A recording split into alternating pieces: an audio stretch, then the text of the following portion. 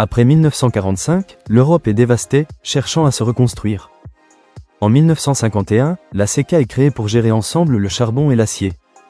Les traités de Rome naissent en 1957, initiant l'intégration économique. Les années 1970, fin du système de Bretton Woods et choc pétrolier. En 1979, le système monétaire européen est créé pour stabiliser les monnaies. Le traité de Maastricht fixe les bases de la zone euro en 1992. De 1999 à 2002, l'euro devient monnaie officielle et la BCE est créée. De 2008 à 2015, la crise financière pousse à renforcer la discipline.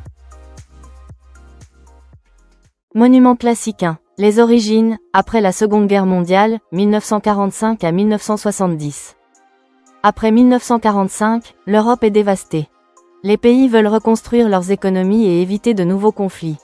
En 1951, on crée la CECA, Communauté européenne du charbon et de l'acier, pour gérer ensemble deux ressources stratégiques. En 1957, les traités de Rome fondent la CEE, Communauté économique européenne, visant une intégration économique progressive. À cette époque, chaque pays garde sa propre politique financière, avec ses budgets, ses monnaies et ses taux d'intérêt. Mais l'idée d'une coordination européenne commence à naître. Billets en euro 2. Les années 1970 à 1980, vers la coordination monétaire. Les années 1970 sont marquées par la fin du système de Bretton Woods, 1971, qui faisait du dollar une référence stable.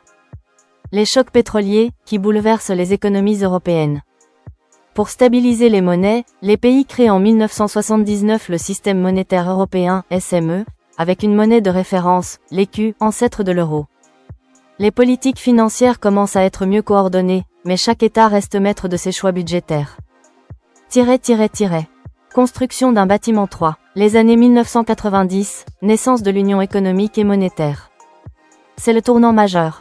En 1992, le traité de Maastricht fixe les bases de la zone euro et définit les critères de convergence. Déficit public 3% du PIB. Dette publique 60% du PIB. Inflation et taux d'intérêt maîtrisés. Ces règles visent à assurer une discipline budgétaire commune pour préparer la création d'une monnaie unique. Argent 4. 1999 à 2002, naissance de l'euro. En 1999, l'euro devient la monnaie commune sur les marchés financiers. En 2002, les billets et pièces en euros circulent dans 12 pays. La Banque centrale européenne, BCE, est créée à Francfort. Elle conduit la politique monétaire, taux d'intérêt, inflation, tandis que les États gardent leur politique budgétaire, dépenses et impôts. Mais ce partage crée un défi.